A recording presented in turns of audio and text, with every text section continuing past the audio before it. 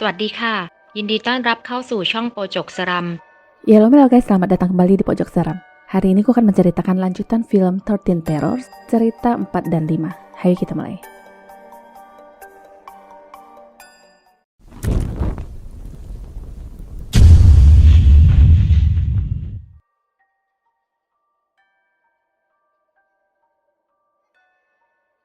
Bercerita tentang remaja bernama Ney yang memutuskan untuk keluar rumah setelah bertengkar dengan ibunya. Menurutnya, sang ibu terlalu mengatur kehidupannya yang tidak peduli betapa tertekannya dia selama ini. Sebelum pergi, Ney sempat mengatakan jika dia bersama ayahnya mungkin kehidupannya akan jauh lebih bahagia, tapi sayangnya ayahnya sudah tiada. Tak berapa lama setelah kepergiannya, Ney menelpon ibunya yang mengatakan mungkin tidak akan pulang lagi selamanya. Mendengar itu, ibunya mulai menangis dan memohon agar dia tidak melakukan hal gila, juga akan menyetujui semua keinginannya. Tentu saja si anak tengil berhasil dengan dramanya dan menjawab akan pulang nanti. Yang dia lakukan sekarang hanya bersenang-senang dengan teman-temannya sepanjang waktu dan iseng nelpon ke sembarangan nomor untuk bercanda. Dari semua telepon ada sebuah telepon yang tersambung ke seorang nenek.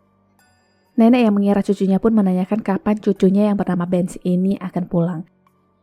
Ney menjawab dia tidak akan kembali ke rumah dan nenek pun terdiam tidak mengatakan apapun. Setelah menutup telepon, mereka tertawa senang yang berkata mungkin nenek sudah terkena serangan jantung. Tak lama ibu Ney menelpon ke ponselnya tapi di-reject. Sempat temannya bertanya apakah tidak apa-apa, takutnya ibunya malah paranoid, tapi Ney menjawab biarkan saja. Malamnya saat mereka tidur, ibu Ney kembali menelpon ke apartemen temannya. Anehnya, ibunya mengetahui nomor telepon itu karena menurutnya, Ney barusan menelponnya dengan telepon rumah yang padahal tidak sama sekali. Keanehan lainnya, sang ibu berkata Ney terus menangis di telepon tadi. Ney disuruh segera pulang dan bicara jika ada masalah, tapi Ney masih terheran-heran siapa yang sudah menghubungi ibunya. Dia mencurigai Deo dan menanyakan hal ini kepadanya, tapi Deo sendiri mengaku tidak mengetahui nomor ponsel ibunya. Besoknya, Deo berencana pulang kampung dan dia menyerahkan kunci kamarnya kepada Ney. Baru saja Neo melangkah pergi, telepon berbunyi tapi setelah diangkat malah putus. Telepon lalu berdering lagi dan lagi sampai Ney akhirnya mencabut kabelnya. Malamnya, ibu Ney menelpon yang menyuruhnya untuk tidak bercanda dengannya karena barusan dia mendapatkan telepon dari kamar itu dengan hanya terdengar suara tangisan. Ini sangat tidak mungkin karena kabel telepon baru saja dicabut, tapi ternyata kabel itu tersambung lagi dengan sendirinya. Ney ngotot bukan dia yang menelpon dan berteriak kepada ibunya, lalu suara ibunya pun tak lagi terdengar. Kejadian aneh ini sedikit mengganggu pikirannya dan dia berencana menyalakan handycam sepanjang malam untuk mengetahui apa yang sebenarnya terjadi. Besoknya dia mengirimkan video rekaman itu kepada Deo dan menurut Deo tidak ada yang aneh. Tak berapa lama telepon berdering. Dia mengangkat telepon dan mengatakan Deo sedang tidak ada dan suaranya seperti menggema di telepon yang mengulang perkataannya.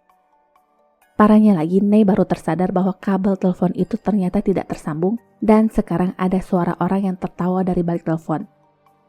Di sini Ney merasa takut yang langsung menelpon teman-temannya untuk datang.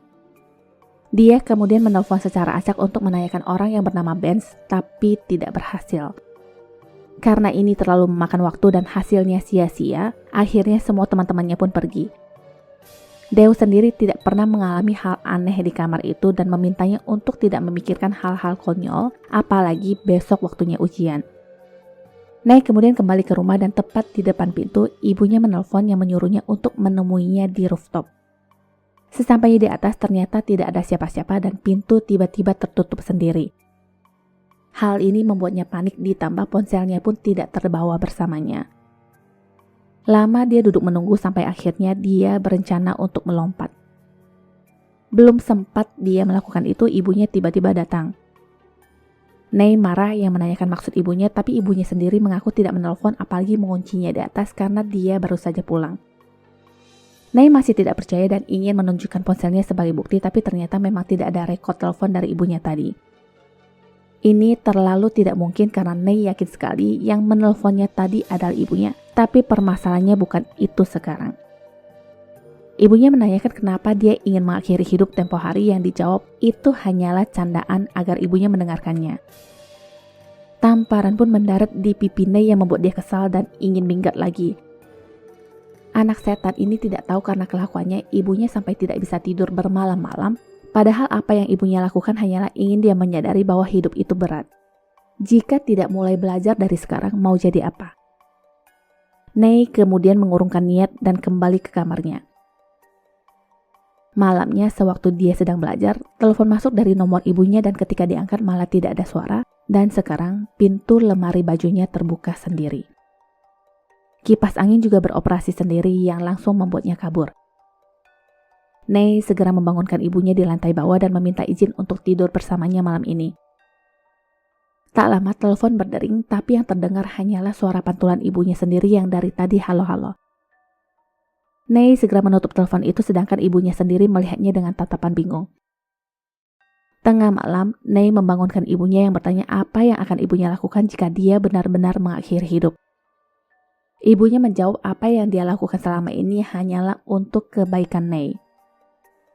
Setelah itu terdengar suara flash dari toilet dan sang ibu baru menyadari bahwa di sampingnya ternyata tidak ada siapa-siapa dan yang menggunakan toilet barusan itu adalah Nei. Yang menakutkannya lagi, suara yang terdengar seperti Nei ngomong tadi itu datang dari telepon ini. Nei lalu menanyakan apa yang orang di balik telepon itu inginkan yang dijawab, coba tebak, lalu telepon pun terputus. Besoknya ibu dan anak ini berdebat lagi karena sang ibu ingin ikut ke sekolahan sedangkan anaknya tentu saja malu. Sang ibu mengkhawatirkan anak tengilnya ini karena telepon semalam dan tidak ada kompromi. Mama tetap ikut. Selagi Nei mengerjakan soal ujian, sang ibu menunggunya di mobil. Di kelas tiba-tiba terdengar suara ponsel yang berdering dan Bu Guru pun mengomel. Baru saja Nei ingin mengaku itu ponselnya, Dew berdiri yang berkata dia harus menjawab telepon di luar. Dew sebenarnya tahu persis bahwa ponsel Nei yang berbunyi dan setelah ujian selesai, dia menanyakan apa masalah Nei dengan ibunya. Mendengar pertanyaan itu, Nei merasa ada hal buruk yang mungkin terjadi dan langsung berlari ke basement. Di sana, dia bertemu dengan security dan menanyakan ibunya, tapi Pak Security menjawab tidak melihatnya. Mobil sang ibu juga sudah tidak lagi terparkir di sana dan ponselnya pun tidak tersambung. Ujian kedua sudah dimulai sedangkan Nei masih belum hadir di kelas. Anehnya sekarang ibunya ternyata masih parkir di area basement dan security memberitahunya bahwa Nei mencarinya. Kembali ke Nei, dia kemudian muncul di depan kelas tapi tidak masuk dan lagi-lagi mendapatkan panggilan dari nomor ibunya. Kali ini benar-benar sang ibu yang menelpon tapi di-decline olehnya. Tak berapa lama di ponsel sang ibu ada panggilan dari Nei tapi didiemin karena sang ibu tahu harusnya jam segini Nei masih sedang ujian. Telepon itu akhirnya di-decline yang intinya membuat keduanya salah paham. Nei menjadi tidak konsen dan sembarangan mengisi lembar jawaban tanpa membaca soal sedangkan telepon darinya yang berdering dari tadi dicuekin oleh ibunya. Tak berapa lama security mengetuk kaca mobil dan memberikan ponselnya yang katanya Nei ingin bicara dengannya. Sang ibu menjawab telepon itu dan di waktu yang bersamaan, Nei segera mengumpulkan lembar jawaban lalu berlari ke basement. Dia mendekati mobil ibunya yang kosong dan berusaha menghubungi ponsel ibunya sambil berlari ke depan. Di sana ada segerombolan orang yang sedang heboh yang katanya menemukan seseorang yang pingsan. Nei curiga itu adalah ibunya dan pelan-pelan mendekat tapi ternyata ibunya ada di seberang jalan sambil menelponnya. Ibu ternyata pergi membeli obat karena mendengar Nei yang sedang sakit perut, tapi Nei bingung dia tidak pernah menelpon ibunya tadi. Sang ibu kaget dengan jawaban Nei dan apesnya lagi, dia pun ditabrak mobil yang langsung tidak sadarkan diri. Segera ibu dibawa ke rumah sakit dan sekarang Nei baru menyadari seperti apa hidup jika tanpa seorang ibu. Dia menangis sesungguhkan dan telepon kembali berdering dari nomor ibunya. Nei menjawab telepon itu dan terdengar suara ibunya yang berkata tidak akan pulang ke rumah lagi dan urus diri sendiri yang membuat dia semakin menangis sambil berkata tidak mau. Dia takut sendirian, dia meminta maaf kepada ibunya dan memohon agar ibunya jangan pergi. Suara itu berkata bukannya Nei selama ini tidak ingin tinggal bersama ibunya lagi. Sayangnya sekarang sang ibu memilih bersama mendiang ayahnya. Nei kesal dan memaki orang di balik telepon itu bahwa ini semua adalah kesalahannya, tapi kenapa ibunya yang menjadi korban? Si ibu palsu itu pun lalu menjawab dengan santai, kau harus berbicara yang baik dengan ibumu lalu menutup telepon. Mendapat jawaban itu, dia semakin marah dan berteriak sampai semua suster datang. Tak lama, dokter keluar yang mengabarkan ibunya sudah melewati masa-masa kritis. Barulah hal ini melegakan untuknya. 2 hari kemudian, ibunya siuman dan menanyakan bagaimana dengan telepon aneh juga ujiannya. Telepon gak jelas, ujian juga gak beres, tapi Nay berkata dia tahu apa yang harus dia lakukan. Intinya, dia hanya ingin ibunya percaya kepadanya, dan sang ibu berkata 2 hari tak sadarkan diri itu adalah hari terlama dia tidur setelah Nay lahir. Malamnya, Dew menelpon dan memberitahunya nomor nenek tempo hari yang ditelepon Nay untuk candaan. Segera, Nay menghubungi nomor itu dan mencari orang yang bernama Benz dan meminta maaf kepadanya. Benz dan neneknya baik-baik saja walaupun Benz sendiri tidak mengerti kenapa Nay meminta maaf kepadanya.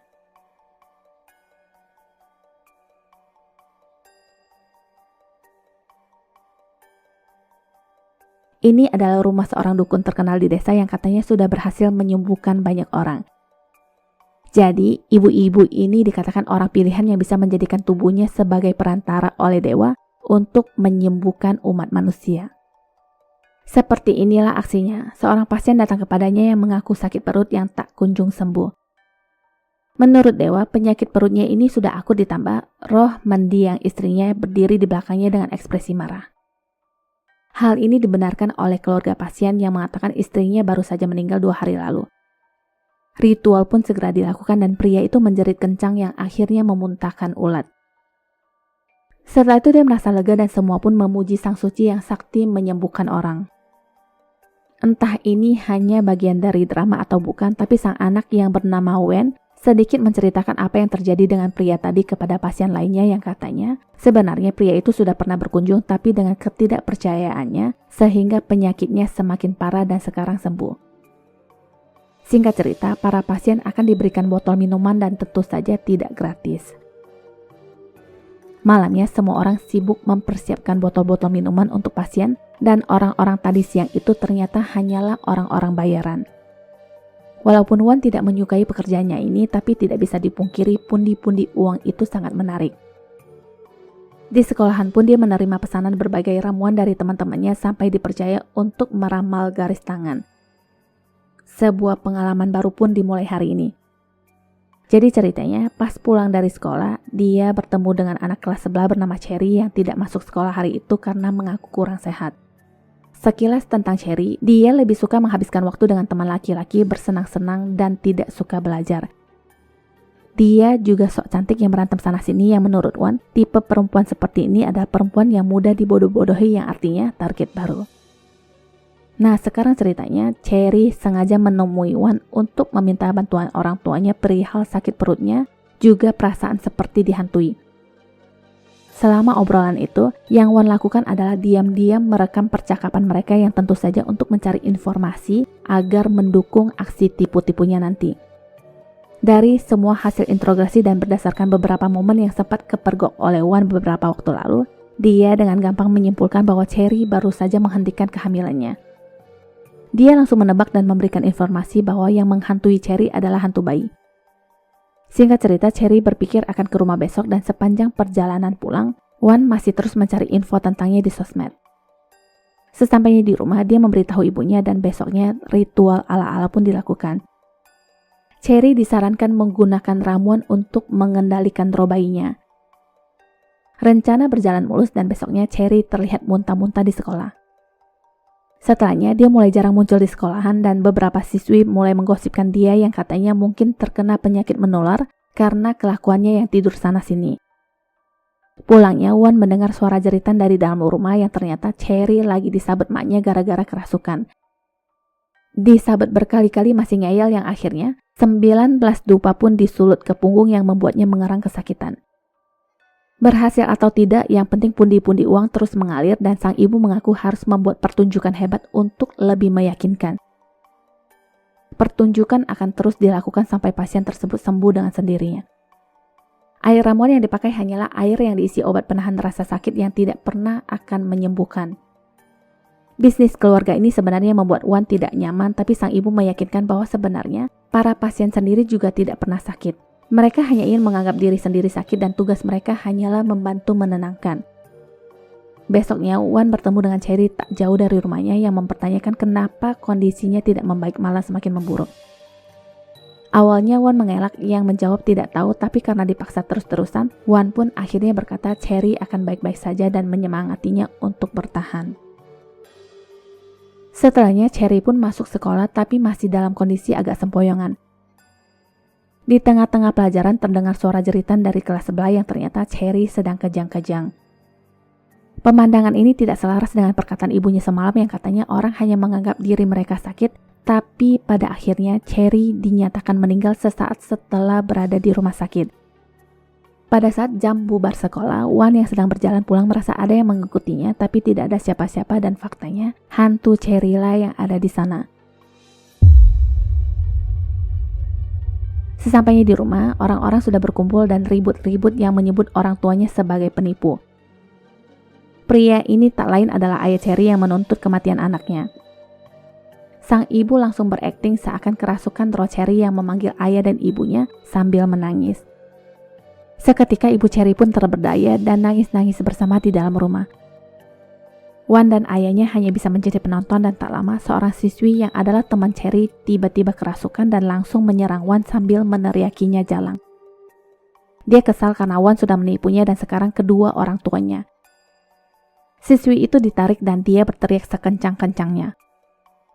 Malamnya sang ibu menasihati Wan agar tidak memikirkan kejadian tadi karena siswi itu pastilah hanya merasa kehilangan teman dekatnya. Tidak ada yang namanya hantu di dunia dan apa yang terlihat itu adalah halusinasi tapi berbeda dengan Wan. Dia merasa kejadian ini terlalu nyata. Besoknya Wan kembali disamperi temannya yang mengajak serta kekasihnya untuk meramal garis tangan. Awalnya semua berjalan baik sampai di tengah-tengah, Wan sekilas mendengar suara Cherry yang berkata, "Benarkah?"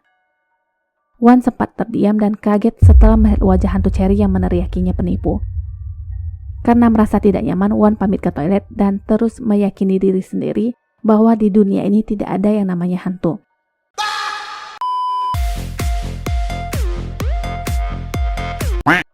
Yang menakutkan sekarang, dia seperti menyentuh gumpalan darah dan di sampingnya itu ada hantu yang sedang berdiri. Tanpa melihat lebih jelas lagi, Wan langsung kabur kembali ke kelas tapi arwah Cherry terus menghantuinya. Wan berteriak dan di saat bu guru mendekatinya, dia semakin menggila karena wajah Cherry lah yang terlihat. Hantu itu terus memakinya jalang dan sampai kapanpun Wan tidak akan lolos darinya. Dia bersumpah apa yang sudah dialami juga akan dialami oleh Wan, bahkan berlipat ganda. Saking parnonya, Wan mengarahkan ke arah bu guru dan telepon rumah pun berdering. Orang tua Wan diberitahu bahwa anaknya sedang menggila di kelas dan Wan pun akhirnya dipulangkan ke rumah. Sang ayah langsung menariknya masuk tanpa ingin mendengarkan apa yang terjadi dan tetap sebagai seorang dukun akting harus dilakukan apalagi di depan banyak orang. Walaupun Wan terus berkata tidak ada yang salah dengannya, ritual sadis pun harus dilakukan. Hantu Cherry juga menyaksikan dari sudut ruangan. Sabetan demi sabetan membuat Wan kesakitan dan berteriak menyerah, tapi anehnya, sang ibu masih meminta 19 dupa. Wan berteriak mengerang persis seperti Cherry dulu. Malamnya ibunya meminta maaf kepada Wan karena alasannya sudah jelas hanya untuk mendapatkan kepercayaan publik. Tapi Wan sendiri menanyakan apakah ibunya sepenuhnya sadar melakukan ritual hari ini yang dijawab tentu saja. Intinya sang ibu masih tetap mengatakan bahwa semua ini hanyalah ilusi dan apapun yang terjadi dia akan selalu ada di sampingnya.